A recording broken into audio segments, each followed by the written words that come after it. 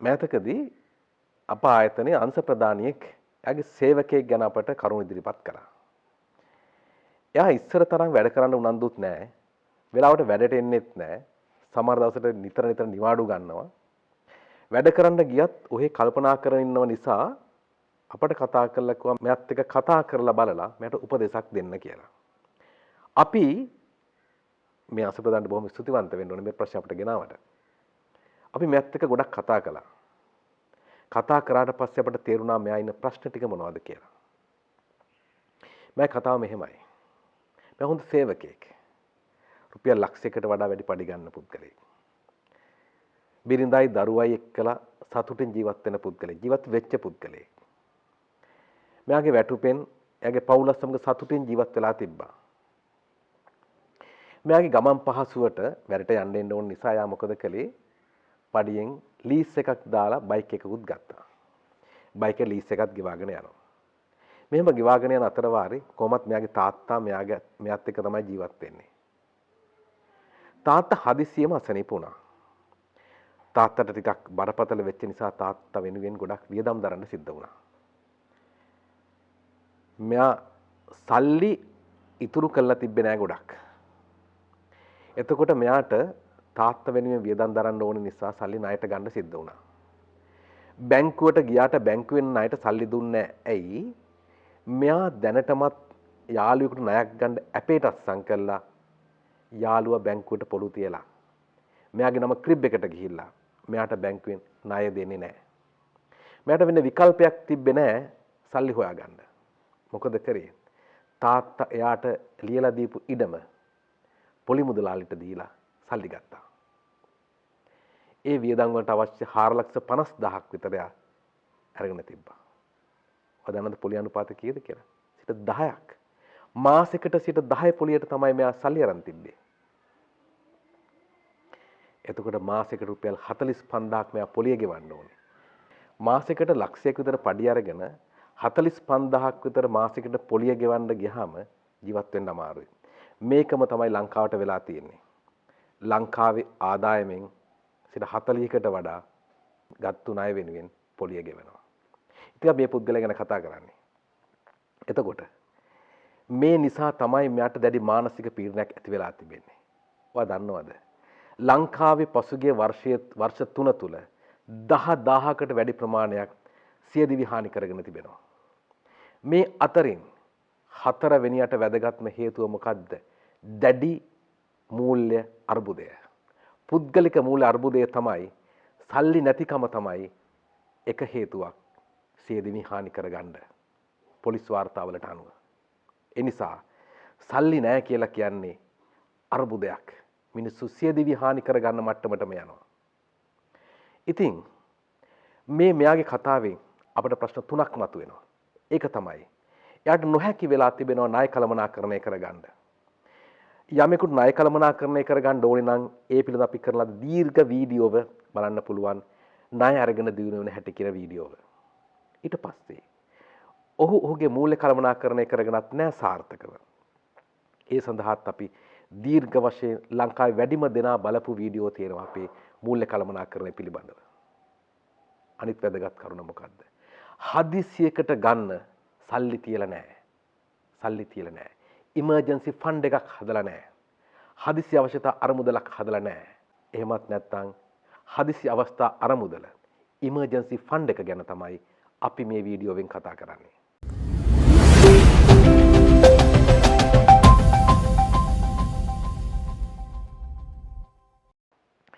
මොකද්ද emergency fund එකක්? එහෙමත් නැත්නම් හදිසි අවශ්‍යතාර මුදලක් කියලා කියන්නේ.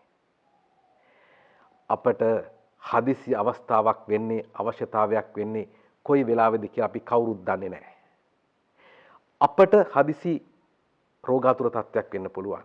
එහෙමත් නැත්නම් අපේ පවුලේ කෙනෙකුට වෙන්න පුළුවන්. අපේ දරුවෙකුට, අපේ බිරිඳට, අපේ දෙමාපියන්ට වෙන්න පුළුවන්. හදිසි අවස්ථාවක් වෙන්න පුළුවන්. හෘද සැත්කමක් වෙන්න පුළුවන්. හෘදයාබාධයක් වෙන්න පුළුවන්. එහෙමත් නැත්නම් වෙනත් හදිසි මුදල් අවස්ථාවක් වෙන්න පුළුවන්. අපි ගාව සල්ලි තියලා තිබ්බේ නැත්නම් අපිට අතමාරුවක් හොයාගන්න බැරි වුණොත් අපි අපහසුතාවයකටපත් වෙනවා. ඒ විතරක් නෙවෙයි. හිතන්න අපේ ගෙදරට හදිසි රිපෙයාර් එකක් ඕනේ අවශ්‍ය නැහැ කියලා. අපිට ඒ වෙනුවෙන් දරා ගන්න වෙනම මුදලක් වෙන් කළ නැත්නම් අපි කොහොමද මේවා වියදම් කරන්නේ? හිතන්න ඔබගේ වාහනේ අලුත් වැඩියා කටයුත්තක් අවශ්‍ය වුණා. විශාල මුදලක් වැය වෙන එකක්. කරගන්න විදියක් නැහැ. විශේෂයෙන්ම හයිබ්‍රිඩ් වෙහිකල් එකක් නම් බැටරිය දාන්න උනොත් ලක්ෂ 6ක් 7ක් යනවා. සල්ලි වෙන් කළ නැත්නම් ඔක දරා ගන්න බැරි වෙනවා. මේ වගේ අවශ්‍යතාවයකට අරමුදලක් ඔබ ළඟ තිබිය යුතු නිසා තමයි අපි යාට යෝජනා කරන්නේ ඉමර්ජන්සි ෆන්ඩ් එකක් එහෙමත් නැත්නම් හදිසි අවශ්‍යතා අරමුදලක් වාගෙන යන්න කියලා. මේක කොහොමද අරමුදල ගොඩනගන්නේ? කොපමණ මුදලක් වාගේ ආදායම වෙන් කළ යුතුද? අපි අපේ වීඩියෝකින් කලින් කතා කළා ඔබ සේවා නියුක්තිකයෙක් නම් ඔබ වැටුප් ගන්න පුද්ගලයෙක් නම් ඔබගේ ආදායමෙන් 10% මේ වෙනින් වෙන් කරන්න කියලා. ඔබ සුළු හා මධ්‍ය පරිමාණ ව්‍යාපාරිකයෙක් නම් ඔයාට පුළුවන් ඔයාගේ මාසික ආදායමෙන් 25% මේ වෙනින් වෙන් කරන්න කියලා. අපේ ගෞතම බුදුරජාණන් වහන්සේත් මේ ගැන දේශනා කළා සිංහලවද සූත්‍රයේ. ඔයාගේ ආදායම කොටස් 4කට බෙදන්න කියලා. එක් කොටසක් පරිභෝජනය කරන්න, තවත් කොටසක් තවත් 4න් එකක් හදිසියකට ගන්න තැන්පත් කරන්න කියලා. කොටස් දෙකක් අනාගතය වෙනුවෙන් ආයෝජනය කරන්න කියලා දේශනා කළා. ඒ නිසා ඔයා වැටුප් ගන්න පුද්ගලයෙක් නම් අවම වශයෙන් 10%ක්වත් සුළු හා මධ්‍ය පරිමාණ ව්‍යාපාරිකයෙක් නම් 25%ක්වත් වෙන් කරන්න කියලා අපිට යෝජනා කරනවා. මේ වෙන් කරපු මුදලට මොකද කරන්න ඕනි? ඊ타මත්ම වැදගත් ප්‍රශ්නයක්. මේ මාස්පතා වෙන් කරගෙන යන මුදල අපිට හදිසියකට ගන්න කියලා gedara තියාගෙන ඉන්න බෑ. gedara තියාගෙන ඉඳියොත් ප්‍රශ්න ගණනාවක් තිබෙනවා.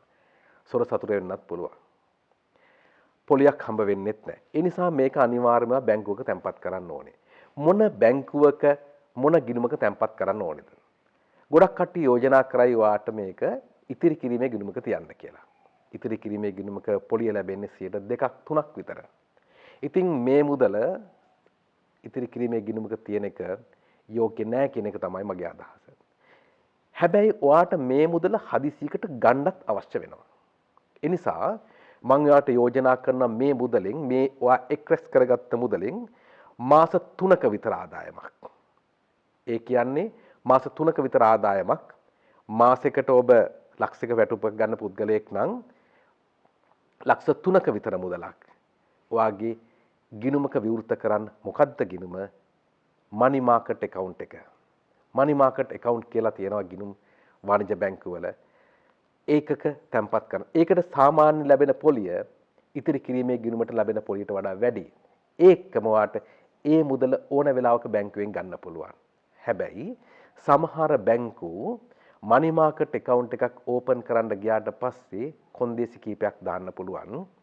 එහෙම බැරිම නම් විතරක් ඔයාගේ සල්ලි ඉතිරි කිරීමේ ගිණුමක තියන්න. හැබැයි මාස 3කට අවශ්‍ය ප්‍රමාණය විතරක් ඉතිරි කිරීමේ ගිණුමේ තියන්න. ඉතුරු ප්‍රමාණය මතක ඇතිව ඉතිරි කිරීමේ ගිණුම හරිය තියන්න එපා. ඒක ඔයා ස්ථාවර තැන්පතුවක දාන්න. ස්ථාවර තැන්පතුවක දාන්න. මොකද ස්ථාවර තැන්පතු වල පොලි අනුපාතය ටිකක් වැඩි. එකම දේ තියෙන්නේ ස්ථාවර තැන්පතුවකට සල්ලි දැම්මහම ඒ මුදල ඔයාට අවශ්‍ය වෙලාවට ගන්න බෑ. හැබැයි සුරක්ෂිතයි. බැංකුවක දාන්න සුරක්ෂිත බැංකුවක. මේ දානකොට මම ඔයාට යෝජනා කරන්නම් ක්‍රමයක්. හදිසියකට ගන්න ගියොත් ඔයාට පාඩුව අවම වෙන විදිහට නම් ගන්න වෙන්නේ මේක. ඔයා මේ මුදල කොටස් වලට කඩලා බැංකුවේ තැන්පත් කරන්න ස්ථාවර තැන්පතු වල. මේ ස්ථාවර තැන්පතුවක මුදල් තැන්පත් කිරීමේදී ඉතා කුඩා කොටස් වලින් තැන්පත් කරොත් තමයි වඩා හොඳ වෙන්නේ. හේතුව ලොකු තැන්පතුවක් දාලා හදිසියට මුදල් සුළු ප්‍රමාණයක් අවශ්‍ය වුණොත් මුළු තැන්පතුව මුදල් බවට පත් කරගන්න වෙනවා. එහෙම වුණොත් විශාල පොලියක් ඔයාට අහිමි වෙලා යනවා. දැන්ටමත් උපයපු පොලියෙන් කොටසක් ආපහු බැංකුව අය කරනවා. ඒ නිසා මේ විශාල තැන්පතුව කුඩා කොටස් වලට කඩලා තැන්පත් කරාට පස්සේ ඔබට සුළු මුදල් ප්‍රමාණයක් අවශ්‍ය නම් ඒ ප්‍රමාණය ඒ අදාළ තැන්පතුවක් මුදල් බවට පත් කරගත්තාම මේක කරන්න පුළුවන්. මෙතන මේ ඉමර්ජන්සි ෆන්ඩ් එකේ වැදගත්ම වෙන්නේ මේ මුදල ඔබ අනිවාර්යයෙන්ම තියාගන්න ඕනේ පහසුවෙන් මුදල් බවට පත් කරගත හැකි තැනක. අපි මාස 3කට අදාළ ප්‍රමාණයක් ඉතිරි කිරීමේ ගිණුමකට එහෙමත් නැත්නම් money market account එකේ තියාගන්න යෝජනා කළා. ඊතුරු ප්‍රමාණය ස්ථාවර බැංකුවක ස්ථාවර තැන්පතුක තියන්න යෝජනා කළා ඉතා කුඩා කොටස් වලින්. එහෙම වුණොත් විතරයි ඔයාට මේක නිසි පරිදි කළමනාකරණය කරගන්න පුළුවන් වෙන්නේ. තවත් ඔයාට මේ මුදලෙන් යමක් කරන්න පුළුවන්. ඒක තමයි ඔබට පුළුවන් මේ ඉමර්ජන්සි ෆන්ඩ් එක යූස් කරලා එකම දෙයක් තමයි කරන්න පුළුවන් වෙන්නේ. ඒ තමයි මේකෙන් ඔයාට පුළුවන් ඔයාගේ පවුල වෙනුවෙන් වෛද්‍ය රක්ෂණ ආවරණයක් ගන්න පුළුවන්. ජීවිත රක්ෂණ ආවරණයක් ගන්න පුළුවන්. එහෙම නැතුව මේ මුදල පාවිච්චි කරලා යාළුවගේ වෙඩින් එකට යන්න සාරියක් හරි යාළුවගේ වෙඩින් එකට ගන්න සූට් එකක් හරි ගන්න ලැහැත්ති වෙන්න එපා. ඒක හදිසි අවශ්‍යතාවයක් නෙවෙයි. ඒ නිසා මම ඔයාලට යෝජනා කරනවා මේ හදිසි අවශ්‍යතා අරමුදලක් ගොඩනගා ගන්න. අපි යෝජනා කරපු අනුපාත ඔයාලට බැරි නම් අවම වශයෙන් පුළුවන් ප්‍රමාණයකින් හරි මේක ගොඩනගා ගන්න. එහෙම ගොඩනගා ගත්තොත් විශේෂයෙන්ම ව්‍යාපාරිකයෙකුට හදිසියේ ව්‍යාපාරයේ බංකොලොත් වෙන්න ගියොත් අලුත් ව්‍යාපාරයක් පටන් ගන්න විශාල මුදල් ප්‍රමාණයක් ඉතුරු කරලා තිබෙනවා. ඒක ඊටා විශාල මානසික සහනයක් වෙනවා අනිවාර්යයෙන්ම. ඒ නිසා ඔබ ඒක කරන්න අදම පටන් ගන්න කියලා අපි යෝජනා කරනවා. අපේ මේ වීඩියෝව ඔබ වැදගත් යයි හිතනවා නම් මේ වීඩියෝව ඔබගේ මිතුරන් අතර බෙදා හදා ගන්න. මෙවන් තවත් වැදගත් වීඩියෝවකින් අපි හමු වෙමු.